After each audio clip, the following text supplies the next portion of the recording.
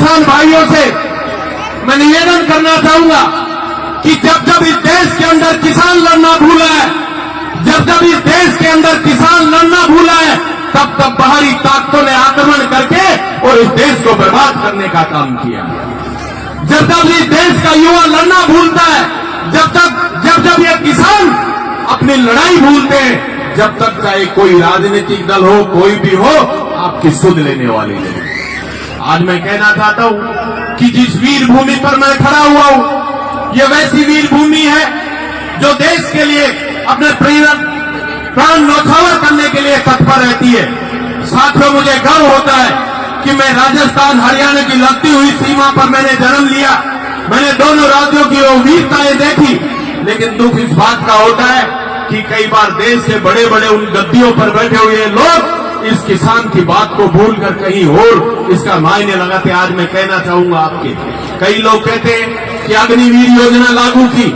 जब अग्निवीर योजना लागू की तो सबसे पहले अगर किसी को दुख हुआ या नहीं हुआ मुझे पता नहीं, लेकिन मुझे पीड़ा इस बात की है कि मेरे देश के नौजवान, मेरे राज्य के नौजवान जिस देश की सेवा करने के लिए जाते थे, वो नौकरी पाने के लिए नहीं, वो एक जज्बा लेकर जाते थे कि जब तक हम जीवित हैं।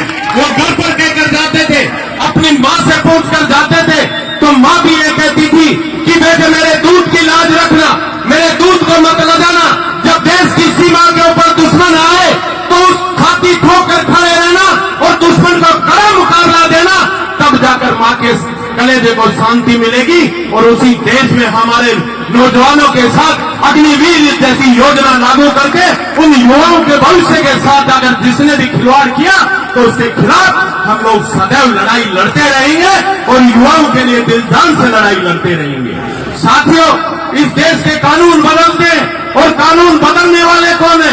आप लोग हैं। लेकिन हम लोग जब पार्टियों में बदल जाते हैं, हम लोग जब अपने स्वार्थों में बदल जाते हैं, तो मनमाए अपने फैसले लेने लग जाते हैं। आप लोगों से कहना चाहता हूं, किसान वर्ग के नौजवान हो, खेत में हल चलाकर फसल पैदा कर इस देश का लिए अन्न पैदा करके लाखों करोड़ों लोगों का जब आप पेट भर सकते हो, तो क्या अपने लिए लड़ाई लड़ना भूल गए? और अगर आप लोग लड़ाई लड़ना भूल गए तो आपके लिए लड़ने वाला कौन? हम सबको मिलकर लड़ना है, इस देश के लिए लड़ना है, इस देश की उस ताकत को आगे बढ़ाने के लिए लड़ना है। आज मैं देखता हूं कि टीवियों पर जैसी जैसी बातें चलती है, बड़ा अपने आप में जिस देश में हम लोग रहा करते थे, जहां देश में गंगा जमुना की बात चलती है, उसी देश के अंदर आज टीवियों पर गालियों की बात चलती है, गोली बारियों की बात चलती है। शर्मिंदगी महसूस होती है कि उस देश के नौजवान हैं हम। जब भी किसी ने हमें पुकारा तो चाहे वो 7 समुद्र पार रहा हो, उसको वहीं पर जाकर मारने वाला इस भारत वीर भूमि के योद्धा रहे हैं। और आज जब ऐसी ऐसी बातें आई, मैं तो कहना चाहता हूं मेरे किसान भाइयों से, नौजवान साथियों से, कि आपको अपनी ताकत पहचाननी होगी। आपको ये सोचना होगा कि आपके लिए लड़ाई कौन लड़ सकता है। आपको ये समझना होगा कि आप किस रूप में आगे बढ़ रहे हो।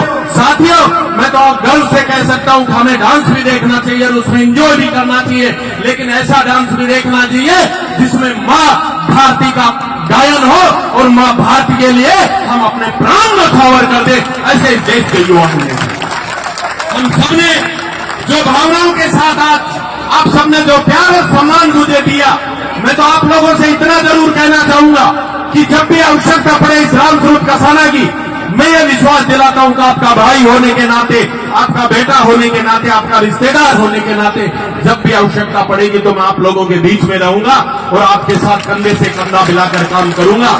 लेकिन इतना जरूर कहना चाहूंगा खासतौर से मेरे नौजवान साथियों से, मेरे नौजवान साथियों, हमारी इस भारतीय संस्कृति को पहचानो और इस भारतीय संस्कृति को पहचानते हुए ऐसा काम करो जिससे अपने माँ बाप को गर्व हो, अपने माँ बाप फकर से कह सके। और आज हम लोग बात करते हैं कि जो अच्छे काम करेगा वो स्वर्ग में जाएगा, जो बुरे काम करेगा वो नरक में जाएगा।